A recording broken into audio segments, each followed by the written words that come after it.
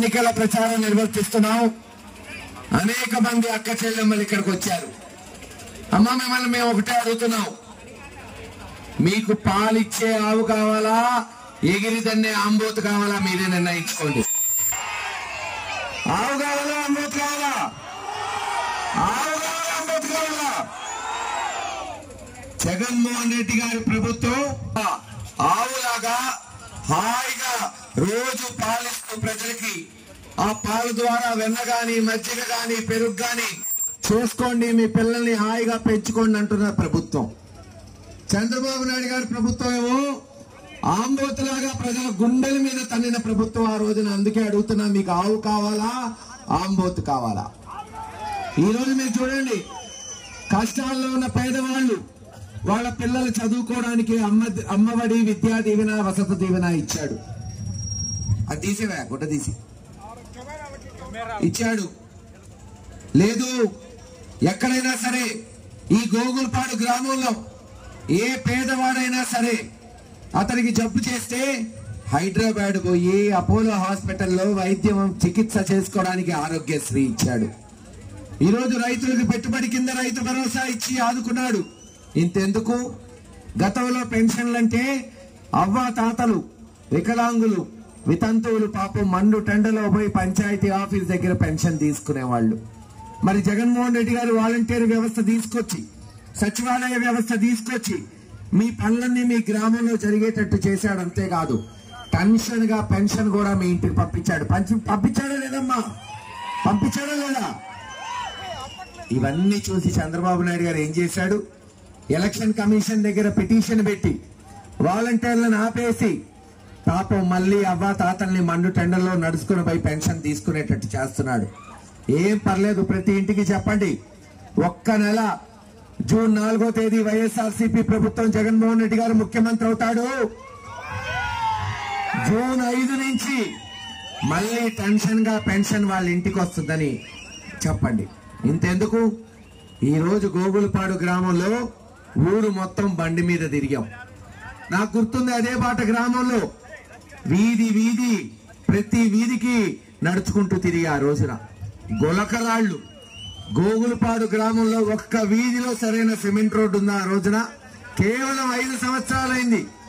కేవలం 5 సంవత్సరాలు, 2014 నుంచి 19 వరకు 5 సంవత్సరాలు తెలుగుదేశం ప్రభుత్వం ఉంది ఆ రోజున.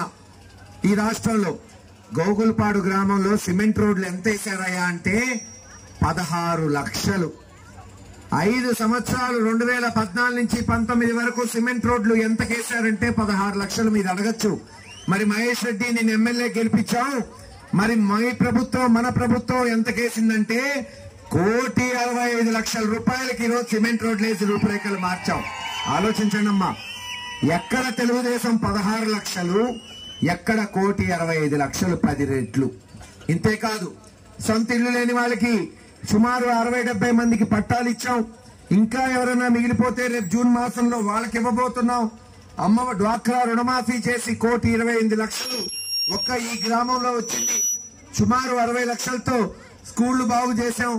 మీ కొరకు ఒక చిన్న హాస్పిటల్, చిన్న వెల్నెస్ సెంటర్, ఇక్కడే మీకు అన్ని చిన్న చిన్న చికిత్సలు చేసేటట్టు, మందులు ఇచ్చేటట్టు, వైద్య పరీక్షలు జరిగేటట్టు చేశాం. ఇలా అన్ని రకాలుగా అభివృద్ధి, పాలనా సౌలభ్యం లేదు, మౌలిక సదుపాయాలు, స్కూళ్లు, హాస్పిటల్స్.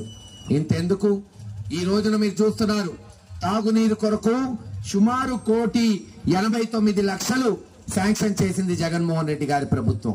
టెండర్లు పూర్తయినాయి, త్వరలో పనులు మొదలవుతాయి. అమ్మా, నేను చెప్పేది వచ్చే 5 సంవత్సరాలు 10 సంవత్సరాలు కాదు, వచ్చే సంవత్సరంలో, వచ్చే ఎండాకాలం కల్లా గోగులపాడులోని ప్రతి వీధిలో పైప్ లైన్ వేసి ప్రతి ఇంటికి కుళాయి బిగించి కృష్ణా నీళ్లు మీ ఇంట్లో పడేటట్టు చేస్తాడు మీ బిడ్డ కాసు మహేష్ రెడ్డి అని తెలియజేస్తున్నాను. ఇలా నీళ్లు, రోడ్లు, డ్రైన్లు, లేదు పాలనా సౌలభ్యం, సచివాలయాలు, ఇలా అన్ని చేసుకుంటూ పోతుంది జగన్మోహన్ రెడ్డి గారి ప్రభుత్వం. అంతేకాదు, సామాజిక న్యాయం. ఈ రోజు మీరు చూడండి, ఆంధ్ర రాష్ట్రంలో మరీ ముఖ్యంగా మన ప్రాంతంలో బీసీలకి, ఎస్సీలకి, ఎస్టీలకి, మైనారిటీలకి పదవులు ఇచ్చి ఈ రోజు సమాన అవకాశాలు కల్పిస్తుంది జగన్మోహన్ రెడ్డి గారు కాదా?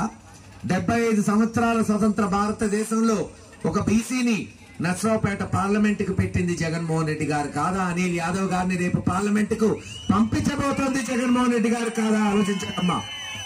గతంలో జంగా కృష్ణమూర్తి గారిని ఎమ్మెల్యే చేసింది రాజశేఖర రెడ్డి గారు, జగన్మోహన్ రెడ్డి గారు కాదా ఎమ్మెల్సీగా? వడేరాజుల బిడ్డ యేసురత్నం గారిని అక్కడ గుంటూరులో సీట్ ఇస్తే ఓడిపోతే మళ్ళీ తీసుకెళ్లి శాసన మండలిలో కూర్చోబెట్టింది జగన్మోహన్ రెడ్డి గారు వైఎస్ఆర్సీపీ ప్రభుత్వం కాదా? 1983లో తెలుగుదేశం ఆవిర్భవించింది. 41 సంవత్సరాలైంది. ఏ ఒక్కసారైనా ఒక బీసీని గాని, ఒక ఎస్సీని గాని, ఒక ఎస్టీని గాని, ఒక మైనార్టీని గాని ఎమ్మెల్యేగానో ఎంపీగానో శాసన మండలి సభ్యుడిగానో నిలబెట్టిందా? ఆలోచించండి. ఒక్కసారైనా అడుగుతున్నా, పెట్టారా? ఇది వాళ్ళు చెప్పే శ్రీరంగ నీతులు. ఆలోచించి రేపు ఇంకా 15 రోజుల్లో ఎన్నికలున్నాయి. ఇందాక నేను చెప్పినట్టు మీకు హాయిగా చల్లగా పాలిచ్చే ఆవు కావాలా, ఎగిరి తిన్న ఆంబోతు కావాలా? మీరే నిర్ణయించుకోండి. జగన్మోహన్ రెడ్డి గారిని గెలిపించారా? ఆ ఆవు మిమ్మల్ని కాపాడిద్ది, మిమ్మల్ని హాయిగా చూసుకునిద్ది, మీ బిడ్డల్ని కాపాడి చల్లగా చూసుకునిద్ది అని తెలియజేసుకుంటున్నాను. ఏది ఏమైనా ఖచ్చితంగా గోగులపాడులో ప్రతి ఇంటికి నీళ్ళిచ్చి, ఇంకా కావాలంటే చచ్చు ఇందాకే చూశాను, పునాది అయిపోయింది, స్లాబ్ లెవెల్ వచ్చింది. ఇందాక సర్పంచ్ గారు అన్నారు, సార్ ఇంకో 10 లక్షలుంటే చర్చ్ పూర్తవుతుందని. అమ్మా నేను చెప్తున్నా, సర్పంచ్ గారు 10 లక్షలు ఇవ్వడం, 20 లక్షలు ఇచ్చి చర్చ్ పూర్తి చేద్దాం. మన ఎస్సీ సోదరుల కొరకు ఆ చర్చిని ఒక ఉన్నతమైన చర్చిగా ఈ ప్రాంతంలో నిర్మిద్దామని తెలియజేసుకుంటూ